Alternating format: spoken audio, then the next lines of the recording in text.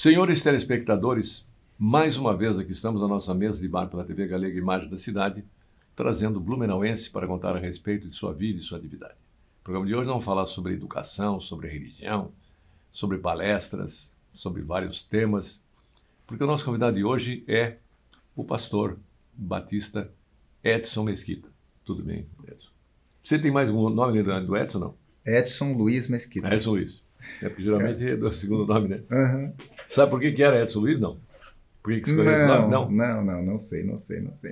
Porque acharam bonitinho, né? Luiz significa luz, né? É. Então, é um bom nome, né? Bom nome, é. Mas Bom, você é nascido em Blumenau, né? Sou nascido aqui em Blumenauense. Aliás, a sua mãe, eu acho uma pessoa admirável, porque ela criou sozinha, né? 5 filhos, né? Praticamente, né? Meu pai saiu de casa quando eu tinha 9 anos, né? Pois é. Então, os filhos, né? Eu tenho mais 2 irmãs mais novas que eu, então ela realmente foi uma guerreira, né? Trabalhava de manhã, à tarde, à noite, de madrugada, tudo para poder manter... Sustentar os filhos, né? Não, isso é impressionante. Segurou a onda.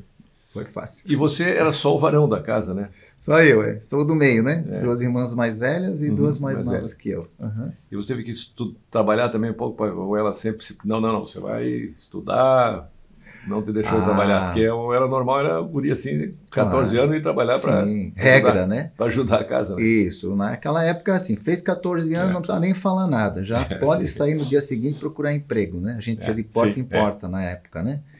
Então, lá em casa foi assim, né? Todos começaram com 14 anos de idade. Foi dar uma mão para... Foi. Mas a minha mãe sempre foi uma incentivadora, né? Ela sempre disse, o estudo acaba na faculdade. Todo mundo se formou, né?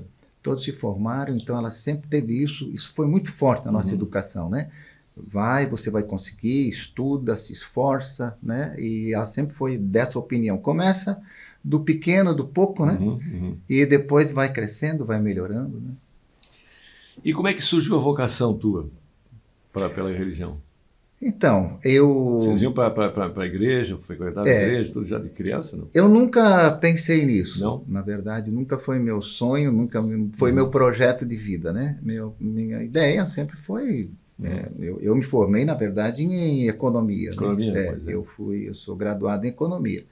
E meu pensamento jamais era ser um pastor, porque eu fui criado na igreja evangélica, e a minha mãe levou desde pequeno, então aprendi muito sobre a Bíblia, né? Mas eu também vi muito o sofrimento dos pastores, né? Porque hoje mudou um pouco, mas naquela época os pastores não eram muito bem tratados, vamos dizer assim, né? Ser pastor era sinônimo de ser miserável, pobre, sabe? Viver na escassez, essas coisas. Volta de pobreza. Mais ou menos isso, né? Hoje mudou, claro que foi, em muitos casos, foi um pro extremo, né? Mas eu não queria ser um pastor, jamais, né? Então eu fui caminhando, trabalhei aqui na Casa Royal por 7 anos e meio, foi meu primeiro emprego. Ali conheceu o pastor Quinas? Conheci o pastor Quinas, sim. Que influenciou de você também um pouco? Ou não? Não, porque ele era da diretoria, então havia uma distância, né? Eu só conhecia assim de vista e de cumprimentar apenas, né? Mas depois eu saí, trabalhei na Teca, mais 7 anos e meio, né? Mas quando eu estava lá na Teca, veio um pastor aqui para a nossa igreja e esse pastor me incentivou muito. Ele disse, não, você tem um chamado de Deus, a gente percebe que você tem uma capacidade, você tem um dom para isso. Não, eu jamais. Tá. Mas ele foi me incentivando, e eu comecei a pedir para Deus que Deus me desse uma confirmação, se realmente era isso. Porque até os meus 18 anos de idade, eu fui só um religioso. Então, para mim isso é muito claro, né, essa diferença de você ter uma religião, conhecer as escrituras, mas você não conhece a Deus de fato, né? Com 18 anos de idade eu tive uma reviravolta na minha vida. Foi aí que parece que é uma coisa que não se explica, né? É uma revelação. Entrou um entendimento que eu não tinha antes. Aí foi foi o início da minha trajetória mesmo no relacionamento com Deus.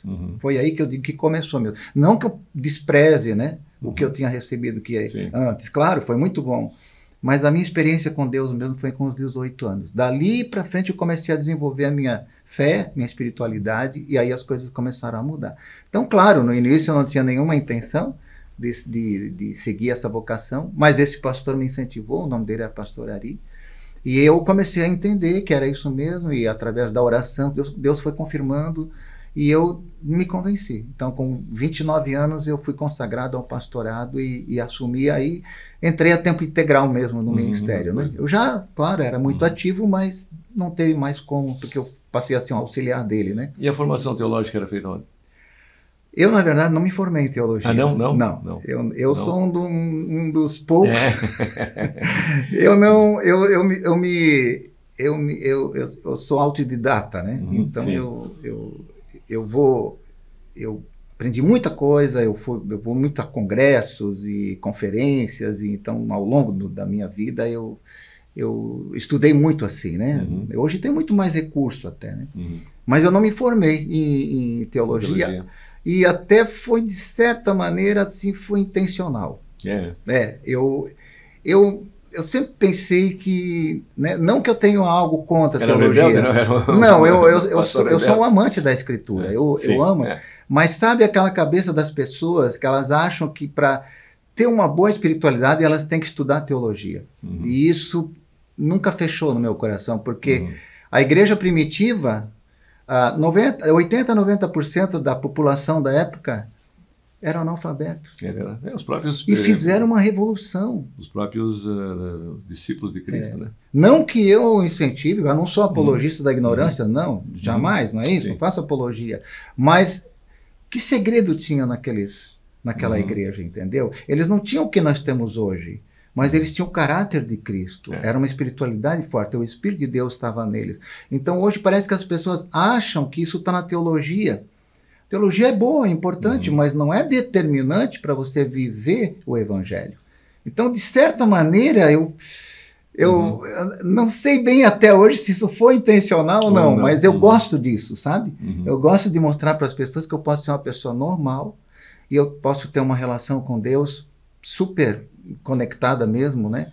E eu creio que isso é porque o Evangelho é para todo mundo, né? Não é para alguns. Mas de qualquer forma, pela própria leitura das Escrituras, pelo comportamento, pelo seguimento das ideias de Cristo, acaba sendo uma formação teológica também. Claro.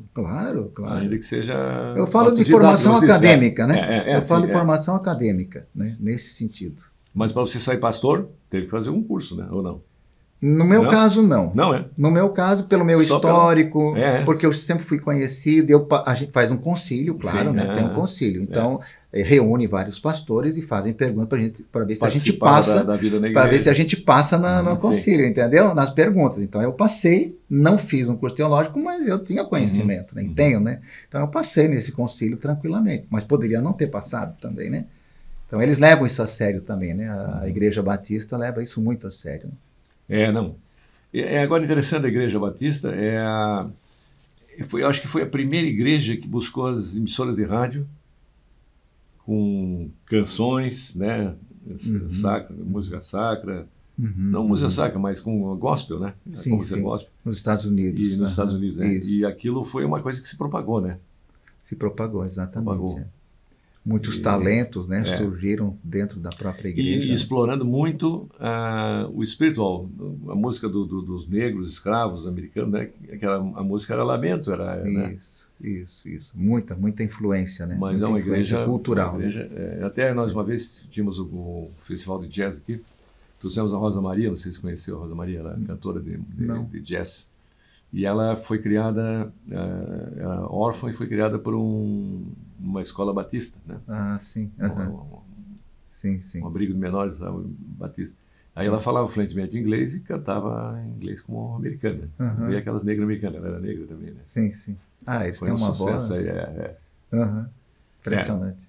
Eles têm talento, eu acho, assim, para música e para canto e para esporte, né? É verdade. E para dança também, porque tem uma malemolência no corpo que a gente não tem, o branco não tem, né?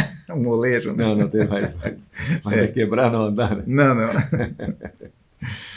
Mas então tá.